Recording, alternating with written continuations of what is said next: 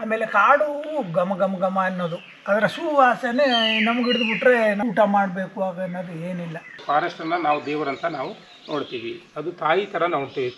ಕಾಡನ್ನು ನಾವು ಅದರ ಮಕ್ಕಳು ಥರ. ತಾಯಿ ಮಗುವಿನ ಸಂಬಂಧವನ್ನು ನಮಗೆ ಸೋಲಿಗರಿಗೂ ಮತ್ತು ಕಾಡಿಗೂ ಸಂಬಂಧಗಳಿದೆ. ಹೆಸರು ಚಕ್ಕೋತ ಇಂದ ಕನ್ನಡ ಅಲ್ಲಿ, ಪೊಮೆಲೋ ಇಂದ ಇಂಗ್ಲೀಷಲ್ಲಿ. ನಾನು ಮೈಕೆಲ್ಲ ತೊಗೊಂಡು ಬರ್ಬೋದಾ? ಸರ್ ಹಂಗೆ ಇದು ಒಂದು ವಾಟರ್ ಬಾಟಲ್ ತೊಗೊಂಡು ಬರ್ತೀನಿ. ಓಕೆ ಸರ್, ಹಂಗೆ ಇದು ಬಿಸ್ಕೆಟ್ ಏನಾದ್ರು ಇದ್ರೆ ಅದು ತೊಗೊಂಡು. ಓಕೆ, ಊಟ ಬೇಕಾ? ಅದು ತೊಗೊಂಡು. ಇಲ್ಲ ಪರವಾಗಿಲ್ಲ. ನಮ್ಮ ಜನ ಹೆಂಗೆ ಇದ್ದರು, ಹಿಂದೆ ಹೆಂಗಿದ್ದರು, ಈಗ ಹೇಗಿದ್ದರು, ಎಲ್ಲನೂ ಹಾಳಾಗಿದೆ. ಇಲ್ಲಿ ಕಾಡು ಹಾಳಾಗಿದೆ, ಕಾಡಿನಲ್ಲಿದ್ದ ಗಿರಿಜನರು ಹಾಳಾಗಿವೆ. ಬರ್ತೀವಿ. ಬನ್ನಿ ಹೋಗಿ, ಗಣೇಶ ಗಣೇಶ ಶಿವ ಶಿವ ಪರಮಾತ್ಮ ಒಳ್ಳೇದು ಮಾಡಲಿ. ಹೋಗಿ ಬರ್ತೀವಿ. ಬನ್ನಿ ಬನ್ನಿ. ನಮಸ್ಕಾರ. ಇವತ್ತು 5ನೇ ದಿನ ಶೂಟ್ ಮಾಡ್ತಾ ಇದ್ದೀವಿ. BR Hills ಅಲ್ಲೇ ಇದ್ದೀವಿ. ಅಕ್ಕಪಕ್ಕ ಒಂದಷ್ಟು ಫಾರೆಸ್ಟ್ ಶೂಟ್ ಎಲ್ಲ ಇದೆ. ಇದೆಲ್ಲ ಇದಾಗಿದೆಯಾ? ಚಕೋತ ರೆಡಿ ಇದೆ. ಅಲ್ಲ ಸಿಗುತ್ತಾ ಒಂದು? ಹಣ್ಣಾಗೈತಾ ಅಕ್ಕ? ನೋಡಿ ಇಲ್ಲಿ ಕೆಳಗಡೆ ಬಿತ್ತಿದಲ್ವಾ, ಅಣ್ಣ ಆಯ್ತು. ಅದು ತೊಗೊಳಕ್ಕಾಗಲ್ಲ, ಅಲ್ಲೇ ಇದೆ ಅಣ್ಣ, ಅಲ್ಲೈತೆ. ಎಲ್ಲ ಯಾವ್ದು ಬೇಕಾದ್ರೂ ಕಿತ್ಕೊಂಬೋದ? ಅಲ್ಲಿ ಅಣ್ಣ ಅದು ಹಣ್ಣಾಗೈತೆ ನೋಡೋಣ. ಅದು ಯಾವ್ದಿದಾ? ಅಲ್ಲೇ ಅದಾಗೈತೆ. ಮಾಡ್ತೀರಾ ಸರ್? ಜಂಪ್ ಮಾಡ್ಕೊಳ್ಳಿ. ಇಡಿ. ನಾನು ಇದು ಇಟ್ಕೊಂತೀನಿ, ನೀವು ಜಂಪ್ ಮಾಡ್ತೀರಾ?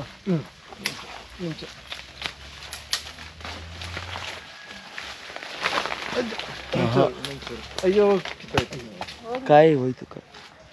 ಜಂಪ್ ಮಾಡಿ ಸರ್. ಒಂದು ನಿಮಿಷ, ಇನ್ನೂ ಜಂಪ್ ಮಾಡಬೇಕು ಸರ್. ಹೋಗಿ ಅದು ಇಟ್ಕೊಳ್ಳಿ ಸರ್, ಅದು ಒಮ್ಮೆ ಇಟ್ಕೊಳ್ಳಿ, ಹಂಗೆ ಎಲ್ದಿಟ್ಕೊಳ್ಳಿ. ತಲೆ ಮೇಲೆ ಬಿಡ್ಬೋದು. ಹಾಗೆ ಸ್ವಲ್ಪ ಇನ್ನೊಂಚೂರು ಎಳಿಬೇಕು ಸರ್. ಅದು ಇಲ್ಲ ಕಂಪೌಂಡಿಗೆ.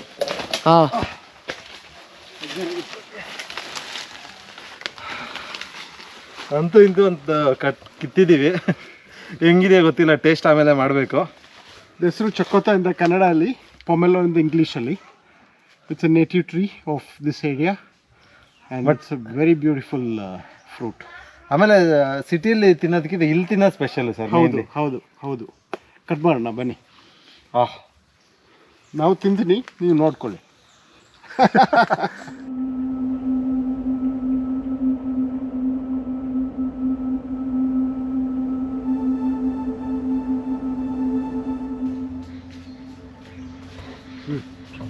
ನೋಡಿ, ಶೂಟ್ ಮಾಡ್ಬೇಕಾದ್ರೆ ಕಾಡಂದಿ ಹೋಗ್ತಾ ಇದೆ. ಒಳ್ಳೆ ಶಾರ್ಟ್ಸ್.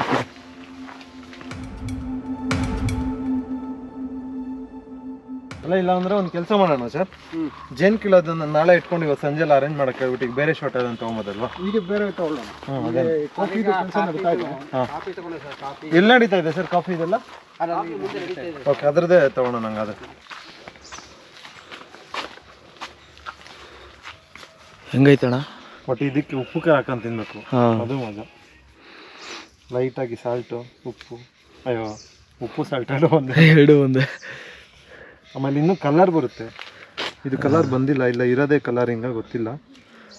ಆಲ್ಮೋಸ್ಟ್ ವೈಟ್ ಇರೋದಲ್ಲ ಹಣ್ಣು. ಈ ಕಡೆ ವೈಟ್ ಇದೆಯಾ ಗೊತ್ತಿಲ್ಲ.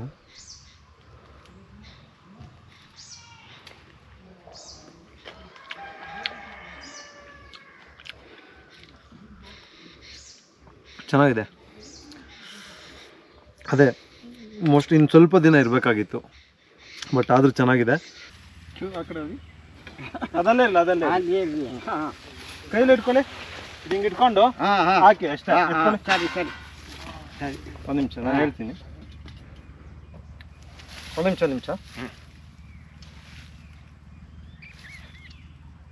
ಹಾಕಿ.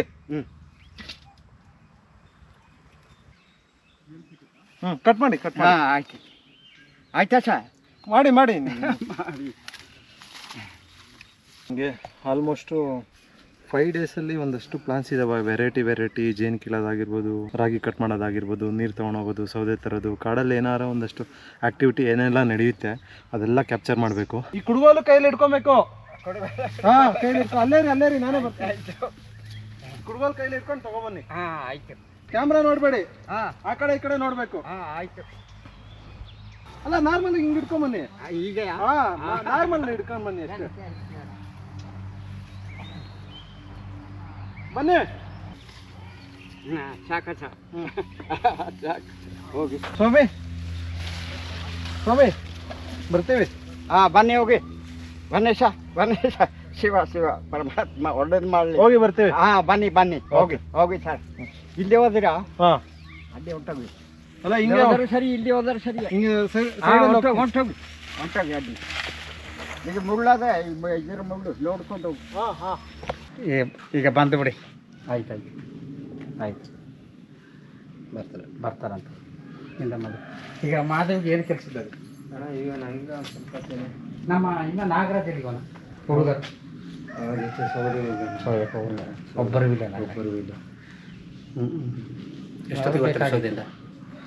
ಇವಾಗ 4 ಗಂಟೆ 4 ಗಂಟೆ ಬಂದು 4 ಗಂಟೆ ಇದು ಮುಗಿಯಿತು. ಹಾಯ್ ಹಾಯ್ ಮಾಡು. ಇಲ್ಲ ಏನಿಲ್ಲಮ್ಮ, ಏನು ಬೇಜಾರು ಮಾಡಬೇಡಿ, ಅಲ್ಲ ಭಯಪಡಬೇಡಿ ಅಂತ. ನಾಳೆ ಬರ್ತಾ ಇದಲ್ವಾ ನಾವೀಗೆ? ಈಗ ನಾವು ಸಂಜೆ ಹೇಳ್ಬಿಡ್ತೀವಿ ಅವ್ರಿಗೆ. ಹಾಂ ನಾಳೆ ಬೆಳಿಗ್ಗೆ ಬೆಳಿಗ್ಗೆಗೆ ಬೆಳಿಗ್ಗೆ ಅದೆಲ್ಲ ಮಾಡೋಣ, ಎಲ್ಲ ಜೊತೆಲಿ ಮಾಡೋಣ ಅಲ್ವಾ?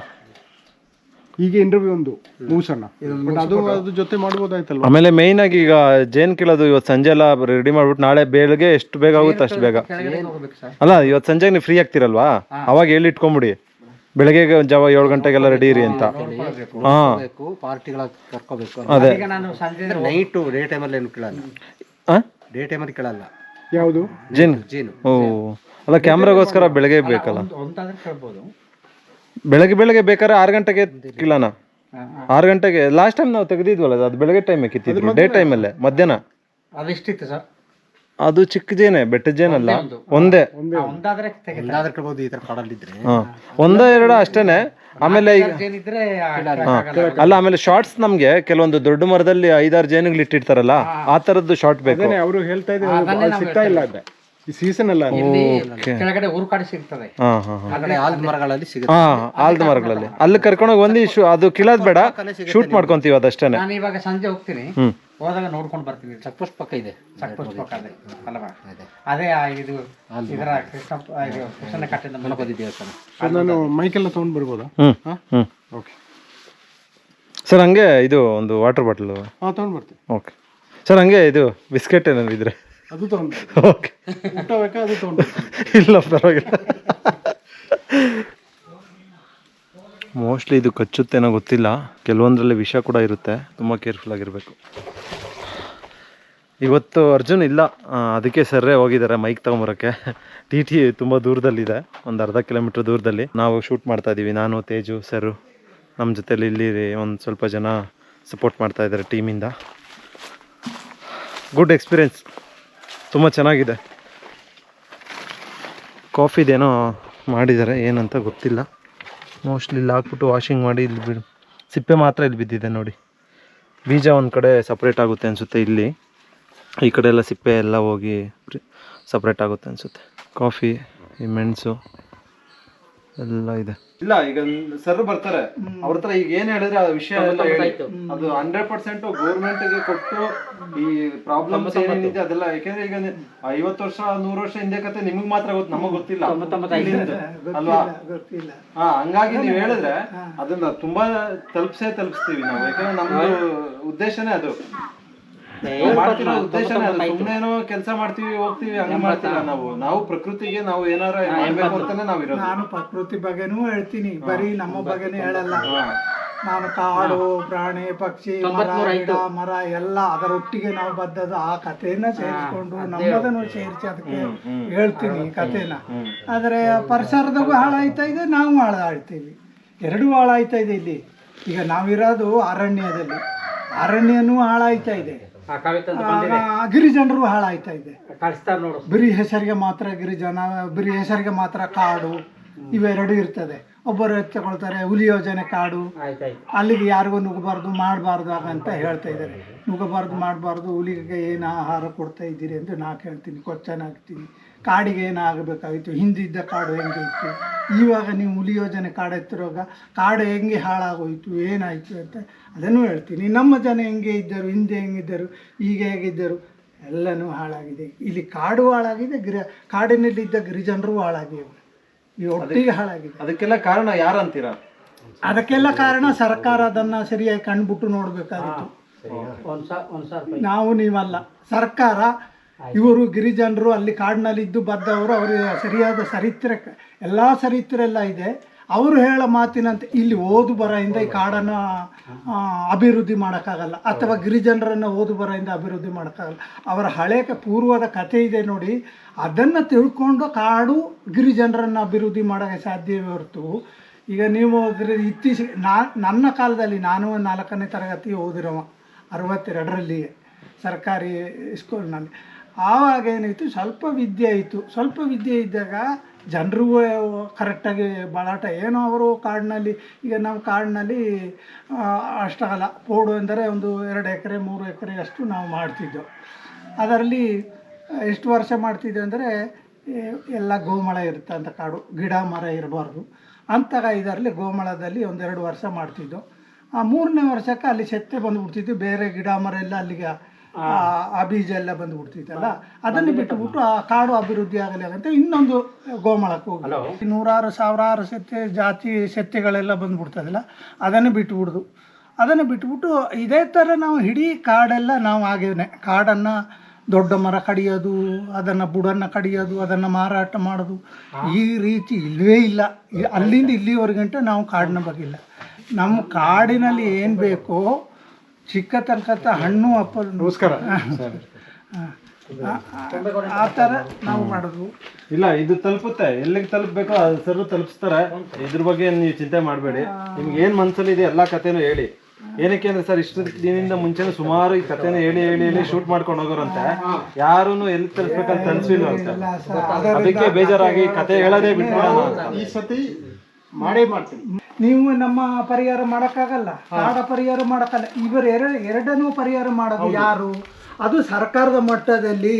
ಹೌದು, ಆ ಸರ್ಕಾರದವರೇ ಈಗ ಸರಿಯಾಗಿ ಹೋಗಿ ಅಲ್ಲಿ ಮುಟ್ಟಿದ್ದಾರೆ, ಅವ್ರು ಏನೋ ಮಾಡ್ತಿದ್ದಾರೋ ಬಿಡ್ತಿದ್ದಾರೋ ಅದು ನಮಗೆ ಗೊತ್ತಿಲ್ಲ. ಹಿಂದೆ ನನ್ನ 10-12ನೇ ವಯಸ್ಸಿನಲ್ಲಿ ಕಾಡು ತುಂಬ ಚೆನ್ನಾಗಿತ್ತು, ತುಂಬ ಚೆನ್ನಾಗಿತ್ತು. ಕಾಡಿನ ಪರಿಸರ, ಗಿಡ ಮರ ಪ್ರಾಣಿ ಪಕ್ಷಿ, ನಮಗೆ ಸಿಕ್ಕತಕ್ಕಂಥ ಹಣ್ಣು ಹಪ್ಪಲುಗಳು ನಮ್ಮಲ್ಲಿ ಬೇಯಿಸಿ ಈ ಕಾಡಿನಲ್ಲಿಯೇ. ಯಾಕೆಂದರೆ ನಾವು ಗಿರಿಜನರು ಕಾಡ ಬಿಟ್ಟು ನಾಡಿಗೆ ಹೋಗಿ ಪ್ರವೇಶ ಮಾಡಿ ಅಲ್ಲಿ ಹಣ್ಣು ಹಪ್ಪಲು ಅದು ಇದೆಲ್ಲ ನಾವು ತಗೊಳ್ತಿದ್ದೀವಿ. ಹಣವೇ ಇರದೇ ಇಲ್ಲ ನಮ್ಗೆ. ಮೊದಲೇ ಇಟ್ಟು ಬಟ್ಟೆದೇ ನಮಗೂ ತೊಂದರೆ, ಇನ್ನು ನಮ್ಗೆ ಹಣ ಅಂತೂ ಇಲ್ಲವೇ ಇಲ್ಲ ಕಾಡಿನಲ್ಲಿ. ಯಾಕೆಂದ್ರೆ ನಾವು ಕಾಡಿನಲ್ಲಿ ಏನು ಸಿಕ್ಕುತ್ತೆ ಅದನ್ನೇ ನಾವು ನಮ್ಮ ಹಿರೀಕರಿಂದ ಕಿರಿಕರವರಿಗಿಂತ ಅಲ್ಲಿ ವಾಸ್ತವ ಮಾಡಿಕೊಂಡು ಕಾಡಿನ ಒಟ್ಟಿಗೆಯೇ ನಾವು ಏನು ಸಿಕ್ಕಿತ್ತು, ಸೊಪ್ಪು, ಆಮೇಲೆ ಗೆಡ್ಡೆ ಗೆಣಸು, ಆಮೇಲೆ ಹಣ್ಣುಗಳು, ಒಂದು 40 ವೆರೈಟಿ ಹಣ್ಣುಗಳು ನಮ್ಮ ಇಲ್ಲಿ ಕಾಡಿನಲ್ಲಿ ಸಿಕ್ಕಿತ್ತು. ಅದನ್ನು ಮಾಡಿಕೊಂಡು ಮತ್ತೆ ನಾವೊಂದು ಪೋಡು ಅಂತ ಮಾಡ್ಕೊಂಡಿದ್ದೆವು. ಗೋಮಳ, ಕಾಡಿನಲ್ಲಿ ಗೋಮಳ ಗಿಡ ಮರ ಅದು ಇದು ಇಲ್ಲದರಲ್ಲಿ 1-2 ವರ್ಷ ಗೋಮಳ, ಅದೊಂದು 2 ಎಕರೆ ಬರ್ಬೋದು, 1 ಎಕರೆ ಬರ್ಬೋದು. ಇವೆಲ್ಲ ಮಾಡಿಕೊಂಡು ನಮ್ಮ ಧಾನ್ಯಗಳನ್ನು ಬೆಳ್ಕೊಳ್ತಿದ್ದೆವು. ಜೋಳ, ರಾಗಿ, ಅವರೆ, ತೊಗರಿ, ಕುಂಬಳ, ಸೌತೆ, ಹರಳು, ಆಮೇಲೆ ಖಾರಕ್ಕೆ ಬೇಕಾದಂಥ ಈ ನಮ್ಮ ಕಾಡು ಮೆಣಸಿಕಾಯಿ ಅದನ್ನದಿತ್ತು, ಆಮೇಲೆ ಕಾಡು ಮೆಣಸು ಅದನ್ನದಿತ್ತು. ಇವೆಲ್ಲ ನಮ್ಮ ಕಾಡಿನಲ್ಲಿ ಸಿಗ್ತಿದ್ದು. ಅದನ್ನೇ ನಾವು ಹಣ ಗಿಣ ಅದಕ್ಕೆ ಏನು ನಾವು ಕೊಟ್ಟು ತಂದುಕೊಂಡಿಲ್ಲ. ಅದು 3 ವರ್ಷ ಆದಮೇಲೆ ಆ ಪೋಡನ್ನು ಬದಲಾವಣೆ ಮಾಡ್ತಿದ್ದೆವು ನಾವು. ಅದು ಗಿಡ ಮರ ಅಲ್ಲಿ ಬಂದುಬಿಡ್ತಿತ್ತು. ಸೆತ್ತೆಗಳು 100 ಸೆತ್ತೆ ಹುಲ್ಲು ಇಲ್ಲೆಲ್ಲ ಬಂದಾಗ ಅದನ್ನು ಅದಕ್ಕೆ ಬಿಟ್ಟುಬಿಟ್ಟು ಇನ್ನೊಂದು ಗೋಮಳ ಕಡೆಗೆ ಹೋಗೋದು. ಅಲ್ಲಿ ಶಿಫ್ಟ್ ಮಾಡ್ತಾ ಅಲ್ಲಿ ಅದನ್ನು ಪೋಡನ್ನು ಮಾಡೋದು. ಅಲ್ಲಿ ಕೆತ್ತು ಪೋಡು ಮಾಡಿ ಅದರಲ್ಲಿ ಮತ್ತೆ ನಾವು ಈ ಧಾನ್ಯಗಳನ್ನು ಹಾಕಿ ಅಲ್ಲಿ ಒಂದು 45 ವೆರೈಟಿ ಹೀಗೇ ಮಾಡ್ತಾ ನಾವು ಇಡೀ ಕಾಡಿನಲ್ಲಿ ಎಲ್ಲೆಲ್ಲಿ ಪೋಡುಗಳು ಮಾಡಿದವು ಅಲ್ಲೆಲ್ಲ ಗುಂಪು ಮರಗಳನ್ನು ಬೆಳೆಸ್ತಾ ಆಗಿದೆ. ಆಮೇಲೆ ಬೇಸಿಗೆ ಕಾಲದಲ್ಲಿ ನಮಗೆ ನೀರು ಸಿಕ್ಕಲ್ಲ, ಪ್ರಾಣಿಗಳಿಗೂ ನೀರು ಸಿಕ್ಕಲ್ಲ ನಮ್ಮ ಕಾಡಿನಲ್ಲಿ. ಆವಾಗ ಒಂದು 3 ತಿಂಗಳು ಸ್ವಲ್ಪ ನಾವು ಹೊಂಡಗಳನ್ನು ತೆಕ್ಕೊಳ್ತಿದ್ದೆವು ನೀರಿಗಾಗಿ. ಆಮೇಲೆ ಕಾಡು ಘಮ ಅನ್ನೋದು, ಅದರ ಸುವಾಸನೆ ನಮ್ಗೆ ಹಿಡಿದುಬಿಟ್ರೆ ನಮ್ಗೆ ಈ ಊಟದ ಮೇಲೆ ಯಾವುದೇ ಊಟ ಮಾಡಬೇಕು ಅನ್ನೋದು ಏನಿಲ್ಲ. 25-30 ಕಿಲೋಮೀಟ್ರ್ ಸುತ್ತೋದು ನಾವು ಒಳಗಡೆನೆ ಸುತ್ತಕೊಂಡು ಕಾಲ ಕಳ್ಕೊಂಡು 6 ಗಂಟೆಗಿಟ್ಟು ನಾವು ಬಂದು ಸೇರೋದು. ನಮಗೆ ಸಿಕ್ಕತಂಥ ಬೇರೆ ಕಾಡಿನಲ್ಲಿ. ಕಾಡೆಷ್ಟು ಸುಂದರವಾಗಿದ್ದು ಮತ್ತು ಈಗ ಎಷ್ಟು ಹೆಂಗೆ ಈ ತರಗು ಬೆಂಕಿ ಅನ್ನೋದು ಇತ್ತು ಆಗ. ಸುಂದರವಾದ ಕಾಡು ಹೇಳಾಗ ಅವ್ರ ತರಗು ಬೆಂಕಿ ಇತ್ತು, ಅದನ್ನು ಹೇಳಬೇಕಾಯ್ತದೆ. ಈಗ ಸುಂದರವಾದ ಕಾಡು ಹೆಂಗೆ ಇತ್ತು ಅದು ಸಾವಿರಾರು ವರ್ಷದಿಂದ ಕಾಡಿನಲ್ಲಿ ಅದು ಇತ್ತು. ಅದೇನ ಈ ಹಳೆಯದೆಲ್ಲ ಹೋಗೋದು ಅದೆಲ್ಲ ಹೊರಗರ್ಕೊಂಡು ಗಾಳೀಲಿ ಹೊಂಟೋಗೋದು. ಒಂದು ನಿಮಿಷ ಕೂಡ ಅದು ಸೇಕ ಇರ್ತಿರಲಿಲ್ಲ. ಅದು ಹೊರಗಳ್ಕೊಂಡು ಹೋಗೋದು ಮತ್ತೆ ಹೊಸದಾಗಿ ಅಲ್ಲಿ ಬೀಜ ತಾಳಾವಕಾಶ ಸಿಗುತ್ತಿದ್ದು ಬೀಜ ಮರ ಗಿಡ ಎಲ್ಲವೂ ಈ ಹುಲ್ಲುಗಾವಲು ನಾವು ನೂರಾರು ಜಾತಿಯ ಸೆತ್ತೆ ಅದು ಇದು ಗಿಡಮೂಲಿಕೆಗಳೆಲ್ಲ ಅಲ್ಲಿ ಬೆಳವಣಿಗೆ ಹೊಸದಾಗಿ ಬೆಳೆಯುತ್ತೆ. ಅದು ವರ್ಷದಲ್ಲಿ ಅದು ಹೊರಗಳ್ಕೊಂಡು ಇನ್ನೂ ಇದು ಫಲವತ್ತಾಗಿ ಕಾಡು ಸಿಕ್ಕಿತ್ತದೆ ನಿಮ್ಗೆ. ಇನ್ನೂ ಇಲ್ಲಿ ಬೇಕಾದಷ್ಟು ಗಿಡ ನಿಮ್ಗೆ ಸಿಕ್ಕತಕ್ಕಂಥ ಆಹಾರ ಇರಲಿ, ಪ್ರಾಣಿಗಳಿಗೆ ಸಿಕ್ಕತಕ್ಕಂಥ ಆಹಾರ ಇರಲಿ, ಪಕ್ಷಿಗಳಿಗೆ ಸಿಕ್ಕತಕ್ಕಂಥ ಆಹಾರ ಇನ್ನೂ ಸುಂದರವಾಗಿ ಕಾಡು ಬೆಳೆದ್ಬಿಡ್ತದೆ. ನೀವು ಇದನ್ನು ನಿಲ್ಲಿಸ್ಬಿಡಬೇಕು ನೀವು ಹಾಗಾಗಂತ ಹೇಳಿ ನಮ್ಗೆ ವಾರ್ತೆ ಮುಟ್ಟಿಸಿತು.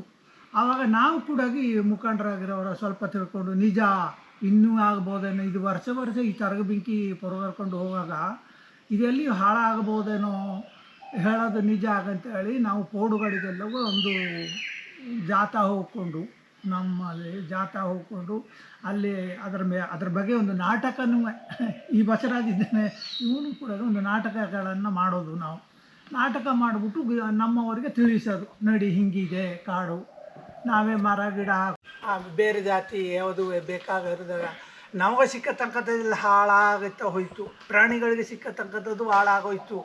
ಆ ಪ್ರಾಣಿಗಳಿಗೆ ಏನೋ ಹುಲ್ಲು ಬೇಕಾಗಿತ್ತು, ಹಂಬು ಬೇಕಾಗಿತ್ತು, ಮತ್ತು ಮರದ ತೊಗಟೆ ಬೇಕಾಗಿತ್ತು, ಸಣ್ಣ ಮರದ ಗಿಡ ಅಂಥವೆಲ್ಲ ಇಲ್ಲಿ ಬೇಕಾಗಿತ್ತು.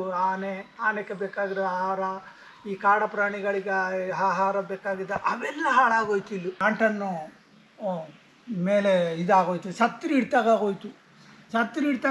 ಇದ್ದ ಬದ್ದದೆಲ್ಲ ಹಾಗೆ ಕೊಳೆಯೋಕ್ಕೆ ಶುರುವಾಗೋಯ್ತು. ಆವಾಗ ಏನಾಗೋಯ್ತು, ಈ ನೂರಾರು ಜಾತಿ ಸಾವಿರಾರು ಜಾತಿ ಗಿಡಮೂಲಿಕೆ ಅನ್ನೋದು ಏನಿತ್ತು, ಮನುಷ್ಯನಿಗಾಗತಕ್ಕಂಥ ಆಹಾರ, ಪಕ್ಷಿಗಳಿಗೆ ಸಿಕ್ಕತಕ್ಕಂಥ ಆಹಾರ, ಈ ಪ್ರಾಣಿ ಪಕ್ಷಿಗಳಿಗೆ ಸಿಕ್ಕತಕ್ಕಂಥ ಆಹಾರ ಕೊಳ್ತೋಯ್ತೋ ಆವಾಗ ಕಾಡು ಹಾಳಾಗೋಯ್ತು.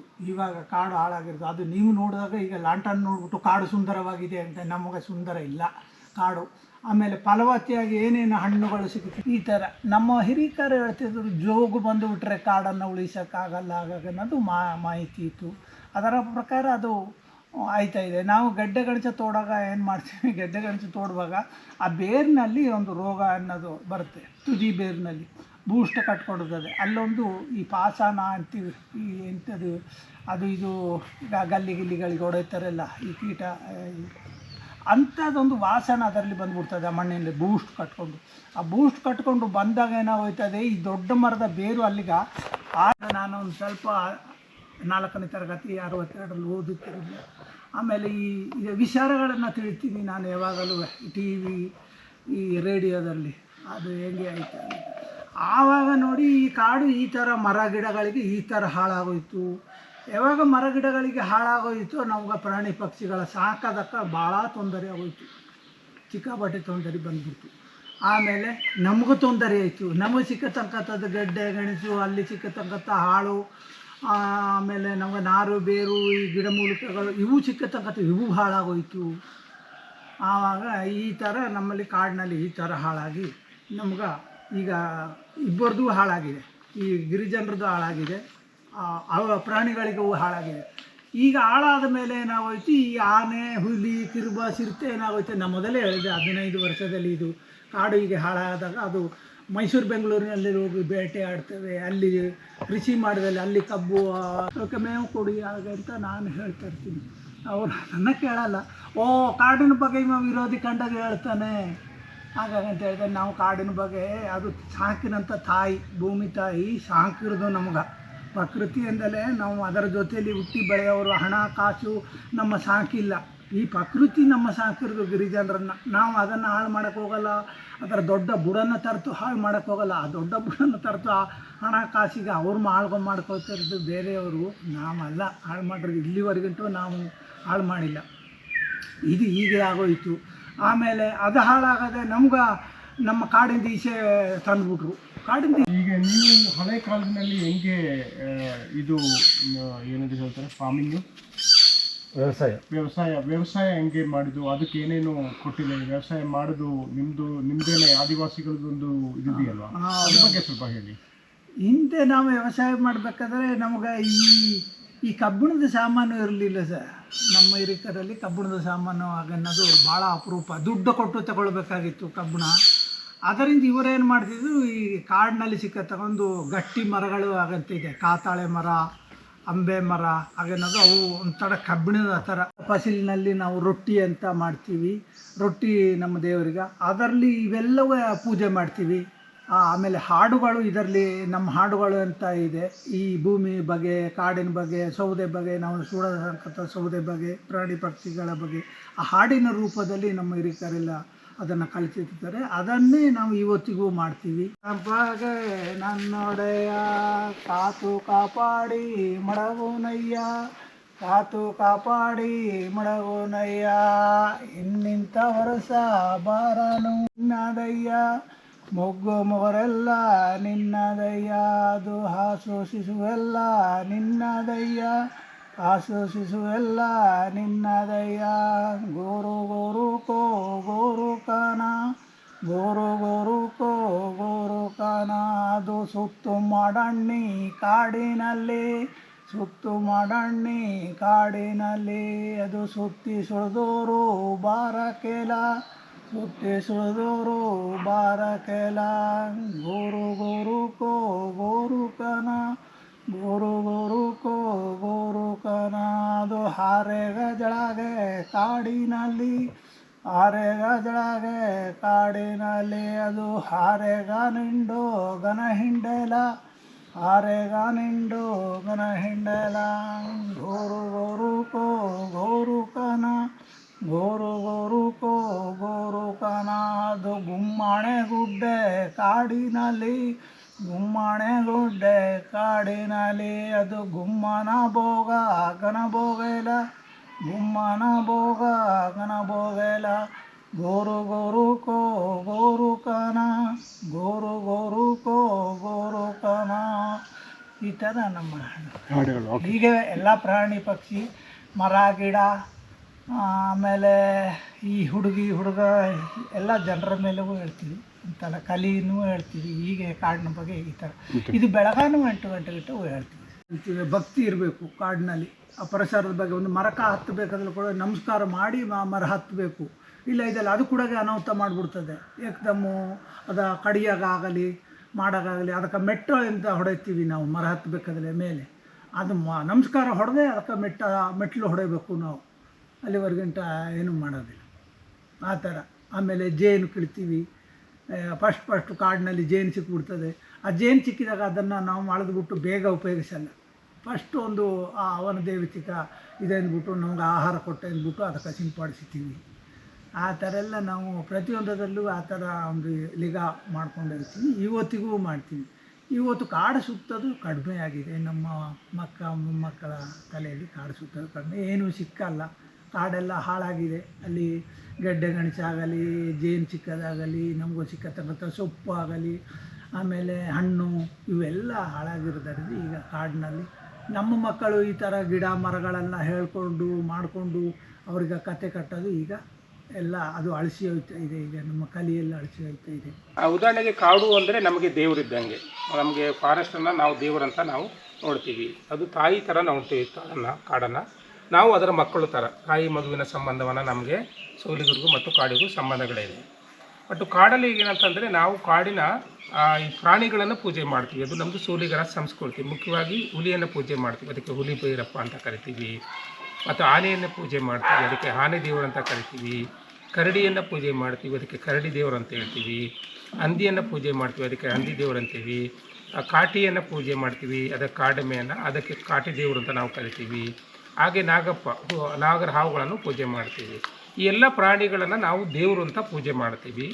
ಇವುಗಳನ್ನು ನಮ್ಮ ಸೋಲಿಗರಲ್ಲಿ 6 ಥರದ ಕುಲಗಳ ಪದ್ಧತಿ ಇದೆ. 5 ಕುಲಗಳು ಅಂತ ಹೇಳ್ತೀವಿ. ಅದಲ್ಲದೆ ನಾವು ಹೆಣ್ಣು ದೇವರನ್ನು ಪೂಜೆ ಮಾಡ್ತೀವಿ, ಅದಕ್ಕೆ ಮಾರಮ್ಮ ತಾಯಿ ಅಂತ ಕರಿತೀವಿ ನಾವು, ಗಾಡೆಸಸ್ಸನ್ನು. ಆಮೇಲೆ ನಾವು ವೀರು ಅಂತ ಪೂಜೆ ಮಾಡ್ತೀವಿ. ವೀರು ಅಥವಾ ಮುನಿ ಅಂತ ನಮ್ಮ ಭಾಷೆಯಲ್ಲಿ ಹೇಳ್ತೀವಿ. ಅದು ಕಾಡಲ್ಲಿ ದೊಡ್ಡ ದೊಡ್ಡ ಬಂಡೆಗಳ ಆಕಾರದಲ್ಲಿದೆ. ಈಗ ಉದಾಹರಣೆಗೆ ಮಣ್ಣುಕಾಯಿ ಮುನಿ, ಗೊಂಬೆಗಲ್ಲು ಮುನಿ, ಈ ಥರ ಬೇರೆ ಬೇರೆ ಮುನಿ ಹೆಸರುಗಳನ್ನು ನಾವು ಪೂಜೆ ಮಾಡ್ತೀವಿ. ಸೊ ಅದಲ್ಲದೆ ನಾವು ನಮ್ಮ ಕಲ್ಲುಗುಡಿಗಳು ಅಂತ ಹೇಳ್ತೀವಿ. ಕಲ್ಲುಗುಡಿ ಅಂದರೆ ನಮ್ಮದು ಆನ್ಸಿಸ್ಟರ್ ಟೆಂಪಲ್ಲು. ಸೊ ಅದು ನಾವು ಯಾರಾದರೂ ಮರಣ ಹೊಂದಿದ ನಂತರ ಅವರ ಆತ್ಮವನ್ನು ಆ ಕಲ್ಲಿಗೆ ಬರಬೇಕು ಅನ್ನೋದು ನಂಬಿಕೆ ಇದೆ. ನಾವು ರಿಚುವಲ್ಸ್ ಮಾಡ್ತೀವಿ, ರಿಚುವಲ್ಸ್ ಮಾಡಿದ್ರೆ ಕಲ್ಲು ತೊಗೊಂಡ್ಬರ್ತೀವಿ 5 ಜನ ಹೋಗಿ. ಅದು ಬಿಟ್ಟರೆ ನಾವು ಅಬ್ಬಿ ಅಂತ ಕರಿತೀವಿ. ಅಬ್ಬಿ ಅಂದರೆ ನೀರು ಒಂದು ಇರೋ ಸ್ಥಳ, ಧುಮುಕೋ ಸ್ಥಳ ಮತ್ತು ನೀರು ಉದ್ಭವ ಆಗೋ ಸ್ಥಳವನ್ನು ನಾವು ಅಬ್ಬಿ ಅಂತ ಕರಿತೀವಿ.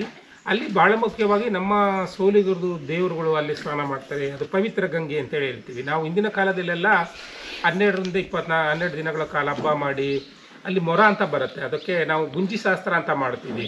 ಆ ಗುಂಜಿ ಶಾಸ್ತ್ರ ಮಾಡ್ಬೇಕಾದ್ರೆ ನಮ್ಮದು ಮೊರನ ಅಲ್ಲಿ ಬಿಡಬೇಕು, ಇನ್ನೋವಾ ಅಂತ ಹೇಳ್ತೀವಿ. ಅದನ್ನು ತೊಗೊಂಬಂದು ಏರಿಳಿತದಲ್ಲಿ ಬರಬೇಕದು.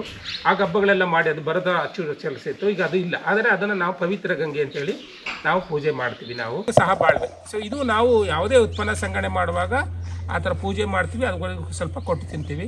ಮತ್ತು ಅಲ್ಲಿಂದ ಇವಾಗ ನಾವು ಮರದ ಕತ್ತಿರ್ತೀವಿ, ಮರದಿಂದ ಕೆಳಗಡೆ ಬರೋಗಳು ನಾವು ನಮಸ್ಕಾರ ಮಾಡ್ತೀವಿ. ಯಾಕಂದರೆ ನಾನು ಮರ ಹತ್ತುವಾಗ ನಾನು ನಮ್ಮ ದೇವರನ್ನು ನಂಬಿ ಕಾಡನ್ನು ನಂಬಿ ಮರ ಹತ್ತಿದ್ದೀನಿ.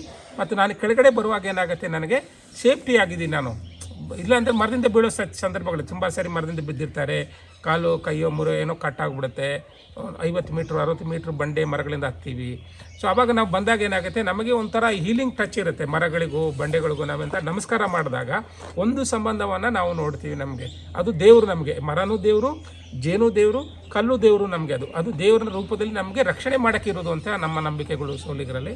489 ದೇವಸ್ಥಾನಗಳನ್ನು ನಾವು ನೋಡಲಿಕ್ಕಿದೆ, ಪವಿತ್ರ ಸ್ಥಳಗಳನ್ನು ನೋಡಲಿಕ್ಕಿದೆ. ಅಂದರೆ ನಮ್ಮ ಬಿಳಿಗಿರಿರಂಗನ ಬೆಟ್ಟದ ನಿಮಗೆ 1 ಕಿಲೋಮೀಟ್ರ್ 3 ಕಿಲೋಮೀಟ್ರ್ 4 ಕಿಲೋಮೀಟ್ರ್ ಅಂತರದಲ್ಲಿ ನಾವು ನೋಡ್ಬೋದು ನಮ್ಮ ಆ ಪೂಜಾಗಳು. ಅಂದರೆ ಕಾಡಲ್ಲಿ ಸಿಗುವೆಲ್ಲದೂ ನಾವು ದೇವರು. ಹೇಗೆ ನಾವು ಪ್ರಾಣಿಗಳನ್ನು ಪೂಜೆ ಮಾಡ್ತೀವೋ ಆ ಥರ ಈ ದೇವರುಗಳನ್ನು ನಾವು ಪೂಜೆ ಮಾಡ್ತೀವಿ. ಇದು ನಮಗೆ ಭಾಳ ವಿಶೇಷ. ಹಾಗೆ ನಮಗೆ ಅದಕ್ಕೊಂದು ಟಚಿಂಗ್ ಇರುತ್ತೆ, ಒಂದು ಸಂಬಂಧಗಳು ಭಾಳ ಅನ್ಯೋನ್ಯವಾದ ಸಂಬಂಧ ಇರುತ್ತೆ. ವರ್ಷದ ಹಬ್ಬಗಳನ್ನು ಮಾಡಬೇಕು, ಈ ಥರದ ಸೇಕ್ರೆಡ್ ಸೈಟ್ಸನ್ನು ನಾವು ಪೂಜೆ ಮಾಡ್ತೀವಿ. ಅದು ಬಿಟ್ಟರೆ ನಮಗೆ ಮತ್ತು ಈ ಮರಗಳನ್ನು ಪೂಜೆ ಮಾಡ್ತೀವಿ ನಾವು ಸೋಲಿಗರಿಗೆ. ಈ ನೇರಳೆ ಮರ ಇದೆಯಲ್ಲ, ಸೊ ನೇರಳೆ ಮರ ನಮಗೆ ಪವಿತ್ರವಾದ ಮರ. ಸೊ ನಮ್ಮ ಹಬ್ಬಗಳೆಲ್ಲ ಚಪ್ಪರ ಹಾಕ್ತೀವಿ, ಅದನ್ನು ಎಲೆನೇ ಬಳಸಬೇಕು, ಅಥವಾ ಮದುವೆಗಳಿರ್ಬೋದು.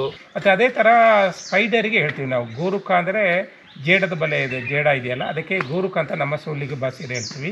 ಅದನ್ನು ನಾವು ಗೋರುಕ ಅಂತ ಹೇಳ್ತೀವಿ. ಅದು ಜೇಡರ ಬಲೆ ಏನಾಗುತ್ತೆ, ನೇಯುವಾಗ ಭಾಳ ನಿಶಬ್ದವಾಗಿದ್ದರೆ ಮಾತ್ರ ಅದು ಸೌಂಡ್ ಕೇಳುತ್ತೆ. ನಾವು ನಿಶಬ್ದ ಇಲ್ಲ ಅಂದಾಗ ಕೇಳೋದಿಲ್ಲ. ಅದು ವೃತ್ತಾಕಾರವಾಗಿ ನೇಯುತ್ತೆ. ಆವಾಗ ಏನಾಗುತ್ತೆ, ನಮ್ಮರೆಲ್ಲರೂ ವೃತ್ತಾಕಾರವಾಗಿ ಡ್ಯಾನ್ಸ್ ಮಾಡ್ತೀವಿ. ಅಂದರೆ ಪ್ರಕೃತಿಯಲ್ಲಿ ಏನಿದೆ ಅದನ್ನು ಅಬ್ಸರ್ವೇಷನ್ ಮಾಡಿಕೊಂಡು ನಾವು ಮಾಡ್ತೀವಿ. ಮತ್ತು ಇನ್ನೊಂದು ಏನಂತಂದರೆ ನಮಗೆ ಭಾಳವಾಗಿ ನಾವು ಪಕ್ಷಿಗಳ ಬಗ್ಗೆ ಹಾಡು ಹೇಳ್ತೀವಿ. ಮಣ್ಣ ತೆಗೆ ಮಣ್ಣಕ್ಕಿ ಮಾವ, ಅರಳು ಕಡ್ಡೆಲ್ಲ ಮಣ್ಣಕ್ಕಿ ಗೂಡು, ಮಣ್ಣ ತೆಗೆ ಮಣ್ಣಕ್ಕಿ ಮಾವ, ಮತ್ತಿ ಕಡ್ಡೆಲ್ಲ ಮಣ್ಣಕ್ಕಿ ಗೂಡು ಅಂತ ಹೇಳ್ತೀವಿ. ಮುಂದೆ ಮರಗಳನ್ನು ಐಡೆಂಟಿಫಿಕೇಷನ್ ಮಾಡ್ತೀವಿ ನಾವು, ಆ ಥರ ಹಾಡಿರ್ತೀವಿ. ಯಾವ ಪಕ್ಷಿಗಳು ಯಾವ ಮರದಲ್ಲಿ ಕೊಡುತ್ತೆ, ಸೊ ಅದನ್ನು ಹೇಳ್ತೀವಿ ನಾವು. ಹಾಗೇ ಕರಡಿ ಬಗ್ಗೆ ಹಾಡು ಹೇಳ್ತೀವಿ ನಾವು, ಆನೆ ಬಗ್ಗೆ ಹಾಡು ಹೇಳ್ತೀವಿ, ಪಕ್ಷಿಗಳ ಬಗ್ಗೆ ಹಾಡು ಹೇಳ್ತೀವಿ, ಮಳೆ ಬಗ್ಗೆ ಹಾಡು ಹೇಳ್ತೀವಿ, ನಮ್ಮ ಕೃಷಿ ಬಗ್ಗೆ ಹೇಳ್ತೀವಿ. ಈ ಥರ ಹಾಡು ಹೇಳ್ತೀವಿ. ನಮ್ಮದು ಹುಲಿ ಹೆಂಗೆ ಅದು ವ್ಯವಹರಣೆ ಮಾಡುತ್ತೆ ಅದನ್ನು ನೋಡ್ತೀವಿ. ಹಾಗೆ ಕಾಡಮ್ಮಿ ಬಗ್ಗೆನೂ ಹಾಡಿದೆ ನಮ್ಮದೆಲ್ಲ. ಯಾವ ಪ್ರಾಣಿ ಬಗ್ಗೆ ಹಾಡಿಲ್ಲ ಅನ್ನೋಂಗಿಲ್ಲ. ದೊಡ್ಡ ಮೈಯಾರೆ ದೊಡ್ಡಲ ಆ ಥರ ಹಾಡು ಹೇಳ್ತೀವಿ. ಆ ಥರ ತುಂಬ ನಾವು ಪ್ರತಿಯೊಂದು ಪ್ರಾಣಿ ಪಕ್ಷಿಗಳು ಬರುತ್ತೆ. ಇದರಿಂದ ಏನಾಗುತ್ತೆ, ನಮ್ಮದು ಕನ್ಸರ್ವೇಷನ್ ನಾಲೆಡ್ಜ್ ಇದೆ. ಹೊರಗಿನವರಿಗೆ ಏನಾಗುತ್ತೆ, ಕಾಡಲ್ಲಿರೋರು ಅರಣ್ಯ ಸಂರಕ್ಷಣೆ ಮಾಡಲ್ಲ, ಅವರಿಗೆ ತಪ್ಪು ಕಲ್ಪನೆ ಇದೆ. ನಮ್ಗೆ ಈ ಪ್ರತಿಯೊಂದು ಪ್ರಾಣಿಯನ್ನು ನಮ್ಮ ಹಬ್ಬಗಳಲ್ಲಿ ನಾವು ಹಿರಿಯರು ಹೇಳ್ತಾರೆ, ಅದು ನಮ್ಮ ಮಕ್ಕಳು ಕಿರಿಯರು ಅದನ್ನು ಕಲಿತೀವಿ. ಹುಲಿ ಬಗ್ಗೆ ವರ್ಣನೆ ಮಾಡ್ತೀವಿ, ಹುಲಿ ಬಗ್ಗೆ ಜ್ಞಾನ ಬರುತ್ತೆ ನಮಗೆ. ಆ ಕಾಡಿನ ಬಗ್ಗೆ ಭಾಳ ಗೌರವ ಇಟ್ಟು ಹೋಗಬೇಕು ನಾವು. ಮತ್ತು ಅಲ್ಲಿ ಪ್ರಾಣಿಗಳಿರುತ್ತೆ, ಉದಾಹರಣೆಗೆ ಆನೆ ಇರ್ಬೋದು, ಹುಲಿ ಇರ್ಬೋದು. ಆ ಪ್ರಾಣಿಗಳಿದ್ದರೆ ನಾವು ಗಮನಿಸ್ತೀವಿ. ಕಾಡಿಗೆ ಸುಮ್ಮನೆ ಹೋಗಿ ಏನೋ ತಳಿ ಹೋಗೋದಿಲ್ಲ ನಾವು ಸೋಲಿಗರೆಲ್ಲ. ಹೋಗುವಾಗ ಅದರದ್ದು ಪಗ್ ಮಾರ್ಕ್ ನೋಡ್ತೀವಿ, ಅದರ ಹೆಜ್ಜೆ ಗುರುತಿದೆಯಾ, ಹೊಸದ ಹಳೆದ ಅಂತ ನೋಡ್ಕೊಳ್ತೀವಿ. ಹೊಸದಾದರೆ ಅಲ್ಲಿ ಪ್ರಾಣಿ ಇದೆ, ನಾವು ಅಲ್ಲಿ ಹೋಗಬಾರ್ದು, ನಾವು ಬೇರೆ ಕಡೆ ಹೋಗ್ಬೇಕು. ಯಾಕಂದರೆ ನಮಗೂ ತೊಂದರೆ ಆಗುತ್ತೆ ಮತ್ತು ಹಾಗೆ ಪ್ರಾಣಿಗೂ ತೊಂದರೆ ಆಗುತ್ತೆ ಅನ್ನೋದು ನಮ್ಮ ನಂಬಿಕೆ. ಕೆಲವು ಸಾರಿ ನಮ್ಮದು ಲದ್ದಿ ಇರುತ್ತೆ ಆನೆಗಳದ್ದು ಅಥವಾ ಹುಲಿದು, ಅದು ಫ್ರೆಶ್ ಆಗಿದೆಯಾ ಅಥವಾ ಹೋಲ್ಡ ಅಂತ ನಾವು ಗಮನಿಸ್ತೀವಿ. ವಾವ್, ನಮ್ಮ ರೂಮ್ ಬ್ಯಾಕ್ ಸೈಡ್ ಬಾಲ್ಕನಿಗೆ ಬಂದರೆ ಸನ್ಸೆಟ್ ಆಗ್ತಿದೆ. ವಾಟ್ ಎ ಬ್ಯೂಟಿಫುಲ್ ನೋಡಿ, ಅದ್ಭುತವಾಗಿದೆ, ಎಕ್ಸಲೆಂಟ್. ನೋಡಿದ್ರಲ್ಲ ಏನೇನು ಕತೆ ಕೇಳ್ತಿದ್ರೆ ಅದ್ಭುತ ಕತೆಗಳು. ಇದನ್ನೆಲ್ಲ ನಾವು ಲೈಫಲ್ಲಿ ಕೇಳೋಕ್ಕೆ ಸಾಧ್ಯ ಇಲ್ಲ, ಯಾಕೆಂದರೆ ಯಾವ ಬುಕ್ಕಲ್ಲೂ ಬರೋಲ್ಲ. ನೀವು ಎಜುಕೇಷನ್ ಮಾಡಬೇಕಾದ್ರೆ ನಮ್ಗೆ ಯಾವುದೋ ಬುಕ್ಕಲ್ಲಿ ಇರುತ್ತೆ ಅಂತ ಅನ್ನೋಕ್ಕೆ ಸಾಧ್ಯನೇ ಇಲ್ಲ, ಯಾಕೆಂದರೆ ಬುಕ್ಕಲ್ಲಿ ಇಲ್ಲದೇ ಇರೋಂಥ ಕತೆಗಳು ಇವೆಲ್ಲನೂ. ನನಗಂತೂ ಸತ್ಯ ಹೇಳ್ತೀನಿ, ನನಗೆ ಅನಿಸಿರೋದು, ನೀವೇನು ಬುಕ್ಕಲ್ಲಿ ಓದ್ತೀರಿ ಅದೆಲ್ಲ ವೇಸ್ಟು. ಅಂದರೆ ವೇಸ್ಟ್ ಅಂತಂದರೆ ಬೇಕು, ಬಟ್ ಪ್ರಾಕ್ಟಿಕಲ್ಲಾಗಿ ಫೀಲ್ಡಿಗೆ ಬಂದು ಈ ಥರ ಜಾಗಗಳಿಗೆ ಬಂದು ನಾವು ತಿಳ್ಕೊತೀವಲ್ಲ, ಬುಕ್ಕಿಗಿಂತ 10 ಪಟ್ಟು ನಮಗೆ ನಾಲೆಜ್ ಬರುತ್ತೆ. ಈ ಥರ ನಾಲೆಡ್ಜ್ ನಮಗೆ ತುಂಬ ಚೆನ್ನಾಗಿ ಬೇಕು ಅಂತಂದ್ರೆ ಈ ಥರ ಎಕ್ಸ್ಪೀರಿಯನ್ಸ್ ಮಾಡಿದ್ರೆ ಮಾತ್ರನೇ ನಾಲೆಡ್ಜ್ ಬರೋದು. ಬುಕ್ಕಲ್ಲಿ ಇರೋದನ್ನು ಓದಿದ್ರೆ 100% ತುಂಬ ಜನರಲ್ ನಾಲೆಡ್ಜು ತಿಳ್ಕೊಳೋದಕ್ಕೆ ಸಾಧ್ಯ ಇಲ್ಲ. ಈ ಥರ ನೀವು ಹೊರಗಡೆ ಬಂದು ನೋಡಿದಾಗ ಮಾತ್ರ ಸಾಧ್ಯ ಇರುತ್ತೆ. ಇವತ್ತಿಗೆ ಈ ವಿಡಿಯೋ ಇಲ್ಲೇ ಎಂಡ್ ಮಾಡ್ತಾ ಇದ್ದೀನಿ. ನಿಮ್ಗೆ ಈ ವಿಡಿಯೋಗಳು ಇಷ್ಟ ಆಗ್ತಾ ಇದ್ರೆ ನಮ್ಮ ಚಾನಲ್ನ ಲೈಕ್ ಮಾಡಿ, ಶೇರ್ ಮಾಡಿ, ಕಮೆಂಟ್ ಮಾಡಿ, ಜೊತೆಗೆ ಸಬ್ಸ್ಕ್ರೈಬ್ ಮಾಡೋದನ್ನ ಮರಿಬೇಡಿ ಅಂತ ಹೇಳ್ತಾ ಈ ವಿಡಿಯೋನ ಎಂಡ್ ಮಾಡ್ತಾ ಇದ್ದೀನಿ. Thank you so much.